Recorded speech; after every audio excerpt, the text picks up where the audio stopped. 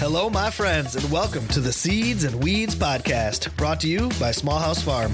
If you're looking to celebrate plants and the people that love them, then this is the podcast for you. Thanks for joining us. I'm your host, Bevan Cohen.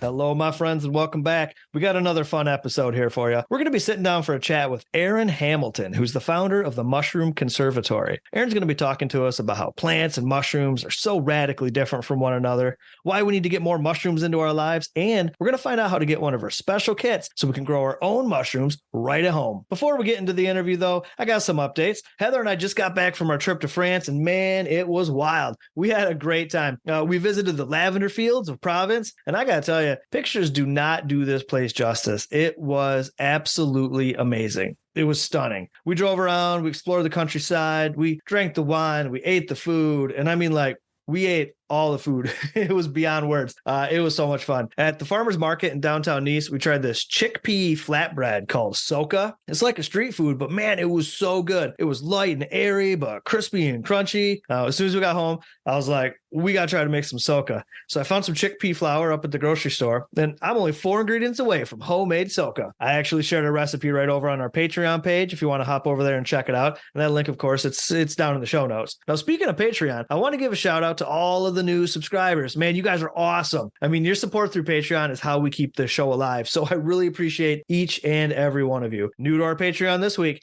is Marilyn Dickinson, Kelly Reinhart, Diane, Sherry Ficklin, Angie Duet, Beth Reiners, Michelle Lewis, and Kenya Starr. Again, thank you all so much.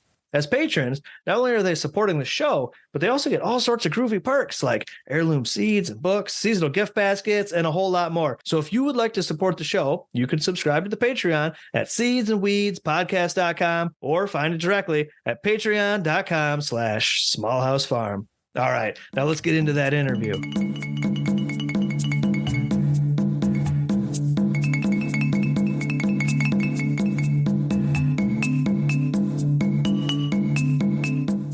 Erin Hamilton is a mushroom farmer and agricultural educator from Howell, Michigan. She and her husband Elijah have 3 children, and together they run the Mushroom Conservatory, where they help people around the world learn to produce their own food with hands-on mushroom growing kits. I first discovered Erin at the Mother Earth News Fair in Pennsylvania, and today she's joining us on the podcast to chat about mushrooms. Erin Hamilton, welcome to the podcast. I'm so excited to have you on the show with us today.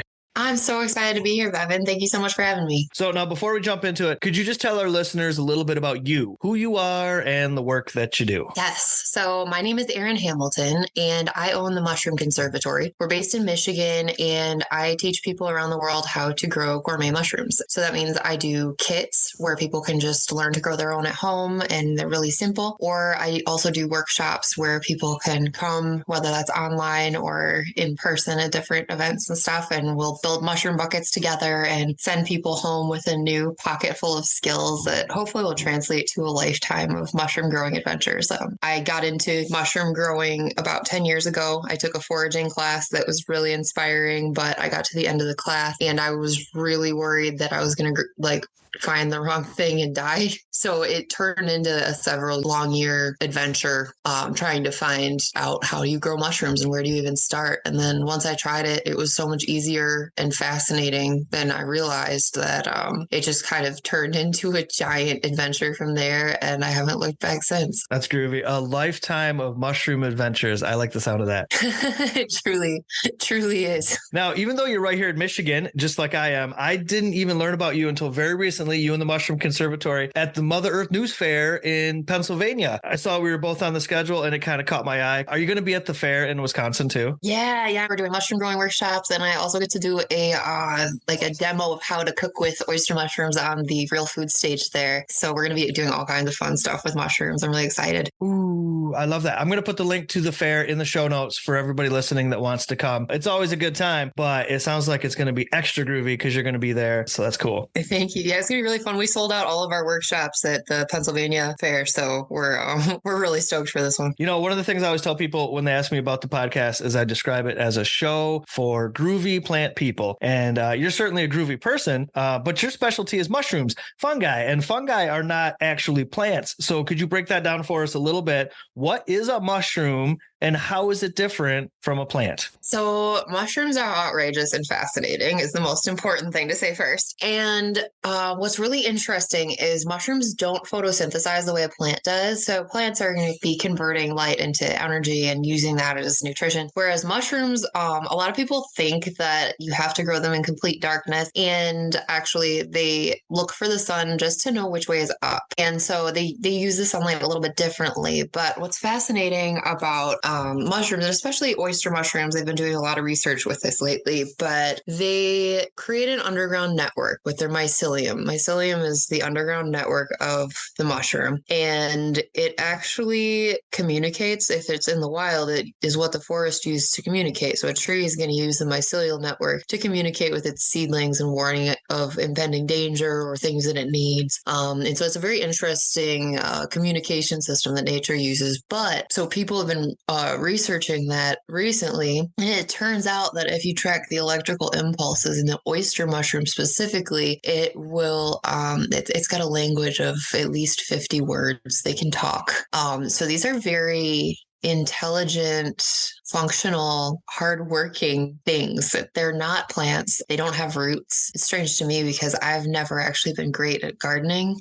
Or like I really don't have a green thumb, and for some reason mushrooms just really clicked for me, and it's brought me to being able to have a much better relationship with my plants and enjoy that much more. But fungi is definitely its own kingdom, and there's a lot going on there. Man, that's wild. So there's the part of the mushroom that we see above the ground, and then you're saying there's a whole network of things happening underground as well. When a mushroom grows, it's mycelium trying to survive. It's survival mechanism going, let's get more spores out so that we can continue this network. But it's actually a mushroom on the surface is a very, very small piece of the mycelial network and what's going on beneath the surface. For every mushroom you see on the surface, there's an entire universe going on beneath it. That's wild. Now, your business is called the Mushroom Conservatory, and I'd like to kind of unpack that name a little bit. So you did kind of briefly touch on how you got started growing mushrooms and when you decided to make that into a business, but could we get a little deeper into that? Yeah. So I actually started out, I was homeschooled, and my kids are homeschooled, and I know a lot of homeschooled people. And so when I started really falling in love with mushrooms and getting really deep into the growing process, I realized how easy it is to grow mushrooms, and how little it takes to start. But also with my kids around, they were so fascinated by that process. So the first thing I did before I even really turned it into a full-fledged business was develop these science kits, mushroom growing science kit. And then within a few weeks, you could grow these mushrooms, these amazing mushrooms right out of the bag. And so it was a really amazing way for kids to see up close, like what's really happening, like where are mushrooms coming from? How are they growing? And so that went viral in the homeschool community right off the bat when we posted those. And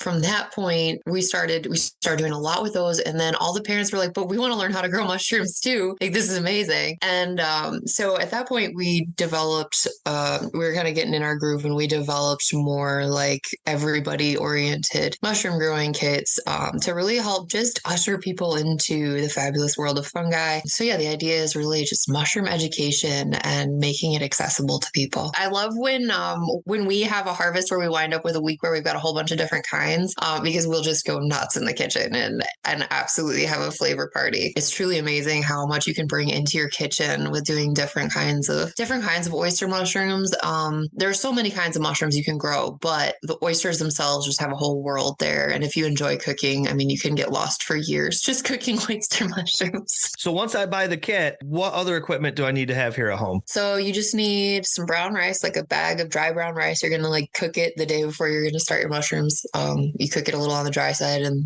then you add your culture to it. You're going to need some paper bandage tape, it's just normal paper bandage tape. It's right next to the Band-Aids in any pharmacy section. And that is like the ultimate secret weapon with mushroom growing. I always tell people, like, just get a couple rolls of it, keep it around. You're going to use it so much, because what it does is it makes a nice little air filter patch. And so you can tape it on your rice bag. You tape it on the top to make an air filter so it can breathe while it's colonizing, or your bucket. Then you're going to put that over the holes so no bacteria is getting in while everything's growing. Other than that, you need a container to grow in, which usually people use a bucket, but I've had a lot of people people using ice cream like gallon buckets lately, and they just use like a knife or scissors to poke a hole in it, and it works out perfectly. I did as an experiment. We grew some out of a trash bag that we just used a hole punch on. Worked great. Don't ever use a scented trash bag for that. There's a lot of nasty stuff you'd be adding to your mushrooms, and you'll either want to have rubbing alcohol or peroxide around so you can disinfect your surfaces. Other than that, just a container to grow in and a willingness to have a great adventure growing them. That's easy. That's simple. Very cool. So are these kits available for purchase? Anybody, anywhere can buy them off your website? Yes, you can go to themushroomconservatory.com and buy them right off my site there. And Mother Earth also sells them on their online shop. And then we're about to break 175 stores this week.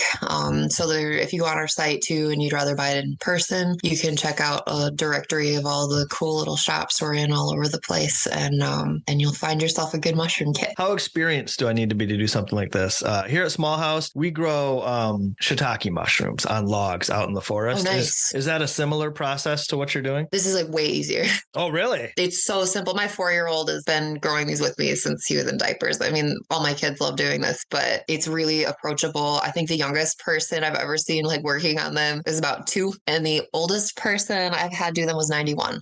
So it's truly a all ages project, and it's fun because I think different age groups tend to find excitement in different parts of the process. Little kids love to be part of the spraying and the seeing the little tiny mushrooms appear, and older people might get into the details of the flavors and finding that exact moment to harvest when you're going to get the pristine texture. I've had a lot of elementary students use them for science fair projects, and they do the coolest experiment.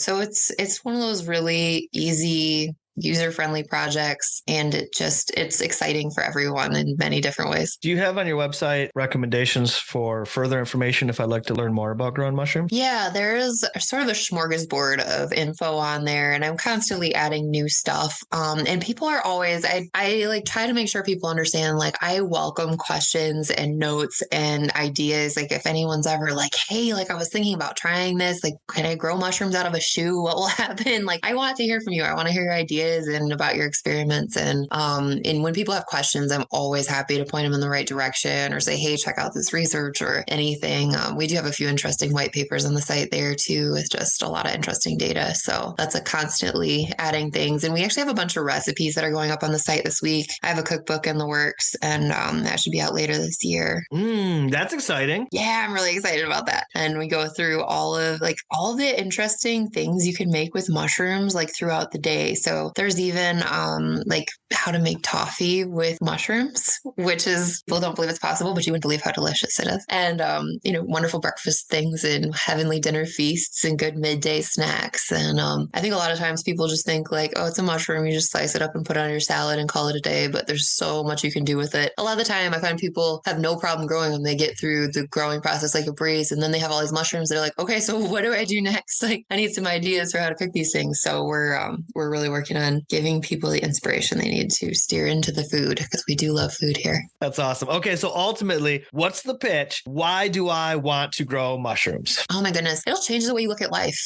It truly, when I started growing mushrooms, I became much cleaner, much more present and focused. And I think maybe it's something to do with just the little details of the process or something, but it's very meditative. And so on top of that, obviously I'm a foodie, and I love, my whole family is everything about food. And it all seems to go back to that in some way or another. And so if you love food, you're going to fall in love with growing mushrooms. The other thing is, so there's currently about 13,000 identified kinds of mushrooms, and each one has their own purpose. And some of them are delicious, and some of them you'll die, and some of them do all kinds of other things. And it's really amazing. But it's estimated that there are between 3 and 4 million in existence, and we just haven't identified them yet. So the other thing is, I have a great hope that we're inspiring a generation of people that are going to go out and discover what the fungi kingdom holds. So for myself and for everyone listening, One more time, give us the link where we can find you online and order our mushroom kits. Yes, you're going to go to www.themushroomconservatory.com and you can get my kits on there. You can send me a note on there. And if you go to Instagram, our username is The Mushroom Conservatory. If you email me, I'm themushroomconservatory@gmail.com. So just keep remembering The Mushroom Conservatory and you'll find me. I'm always glad to get people pointed towards their mushroom growing adventures. Awesome, Erin. Thank you so much for being on the show. That was super fun. Absolutely. Thank you so much for having me. I can't wait to see you at the next convention.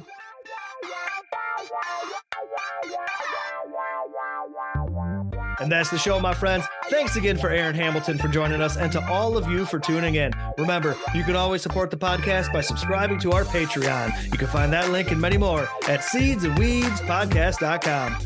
This episode was edited and produced by all of us here at Small House Farm. And the music you're listening to right now is UFC by MFV. I'm your host, Bevan Cohen, and we'll see you next time.